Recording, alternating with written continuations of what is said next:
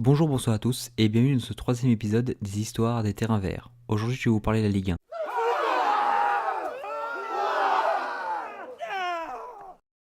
Non mais revenez, je vous jure ça va être bien. Bon tant pis, mais pour ceux qui s'intéressent, petite question, à votre avis, en quelle année a eu lieu la première saison du championnat? Vous ne le savez pas? C'est normal, vous avez une vie, mais comme moi je n'en ai pas, je vais vous le dire, c'était en 1932. Cela veut dire qu'actuellement notre Ligue 1 a 87 ans pour, bien évidemment, 90 éditions.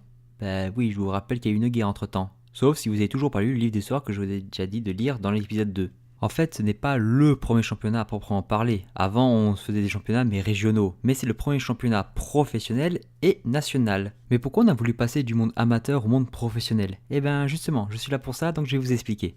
Alors, il faut savoir que la professionnalisation est venue de la volonté de trois hommes. Gabriel Hanno, un journaliste qui écrira plus tard, de trucs pas très importants pour le foot. Emmanuel Gambardella, président de l'ancienne FFF, et maintenant vous savez pourquoi la coupe Gambardella s'appelle comme ça. Et enfin, Georges Baillou, le président du club de Sète. Si ces hommes voulaient un championnat professionnel, c'est pour plusieurs raisons, mais je vous citais les deux plus importantes. La première raison, c'est que certains pays avaient déjà professionnalisé ces équipes, comme l'Angleterre, où certains clubs sont déjà professionnels depuis 1885, pour vous dire. Et l'autre raison, c'est qu'ils voulaient mettre un terme à la rémunération illégale que certains clubs faisaient à leurs joueurs, puisqu'ils étaient payés en liquide, et c'était totalement illégal, puisqu'à l'époque, les clubs amateurs n'avaient pas le droit de payer leurs joueurs. En 1930, un vote est organisé pour savoir si oui ou non le championnat professionnel arrive en France, et le oui l'emporte à 128 voix contre 20, soit 86,49% des suffrages. Donc autant dire que c'est une victoire écrasante pour les trois hommes. Le championnat sera organisé 2 ans plus tard avec 20 clubs engagés pour la compétition qui ont tous eu le droit de devenir professionnels, et on trouve même un nom au championnat, évidemment vous le connaissez tous, c'est la division nationale.